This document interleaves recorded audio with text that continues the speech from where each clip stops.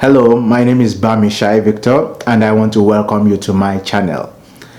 If you have not subscribed, I want to encourage you to click this subscribe button right now. Yeah, just right. Don't miss it. It's just right there. All right. I'm sure last week or probably the weeks before now, you've seen the news of the arrest of a Nigerian who is alleged to be a fraudster. He was arrested in the United Arab Emirates in Dubai for allegedly recently scamming the United States government out of benefit funds that was meant for the COVID-19 to ameliorate or alleviate the economic problems that COVID-19 has caused to those who are not working in the United States. And he is said to have scammed his way with his syndicate, and has scammed the American government. And a lot of Nigerians have condemned him. To say, okay, probably this is not what we are for, this is not what we stand for, and fraud is wrong. And rightly so. If he has done those things, don't forget it's alleged. If he's done those things, everyone should rightly condemn him. Now, that is on the one side. But why do we find it easy as Nigerians to condemn people for fraud, which is good? Fraud should be condemned, but find it hard to condemn people who commit religious fraud or who commit fraud in the name of God. A pastor, a church collects money from you under the promise of miracles, or under the promise of you are going to receive divine favors, or under the favor that your case is going to be different. And you pay this money, you pay this offering, you pay this quote-unquote seed, and your case is not different. Since the time they did that program, my case is different. I don't know which church you attend or which commission you belong, but your case has not been different. What you could have used as your capital, you've given it to church, and you are even poorer now. The average market woman who is selling goods below $5 is still paying tithe. She is probably a widow and has orphans that she has to take care of, but she's still being forced to pay tithe. And then when we say this is wrong, because God, number one, in this New Testament, he wants a cheerful giver who does not give out of compulsion. And we say when you have to pay tithe, it is compulsion. We are telling you that if you have to pay anything to receive the favor of God or to receive goodness from God, we are telling you it's a scam. And you say, okay, it's not like we are wrong, but the pastors are not forcing people now. That's what you are telling us. You are saying it's not like we are wrong. It's not like we should be paying for God's favor. It's not like pay money will bring miracle. It's not like it's a guarantee. You agree it's not a guarantee, but the money has been collected from people, and you are telling us that but people are not being forced.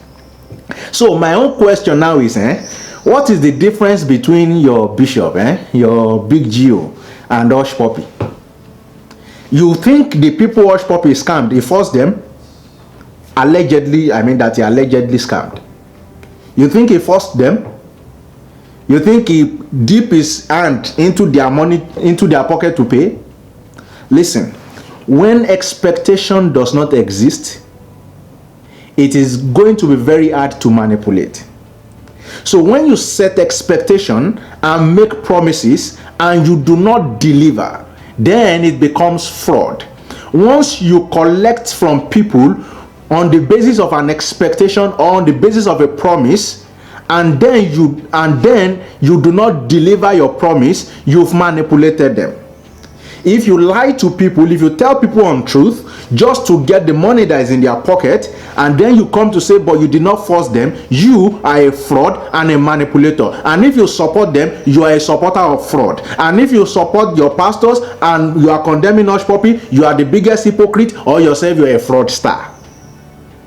Now, those who kill for Boko Haram, those who join Boko Haram and kill people and do different terrorist acts, do you think many of them were forced?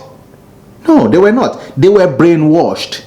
So when you brainwash people, when you sensibilize people against what is true, and then you use that to exploit them, to get money from them, to get their time, to get their services, and you come around to say you did not force them, or you that you are defending those guys say they did not force them, then you need to know that you are an enabler.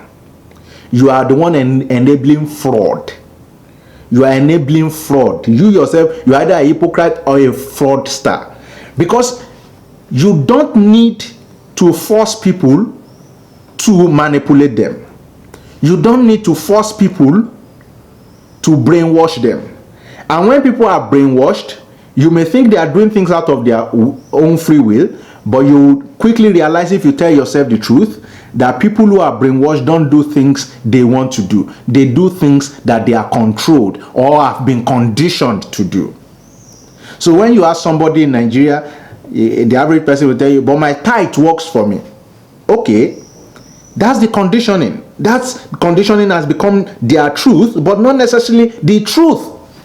Now I'm saying, okay, let me compare you to somebody who is in the US or who is in another system that is really working. Will you still say your tithe is working?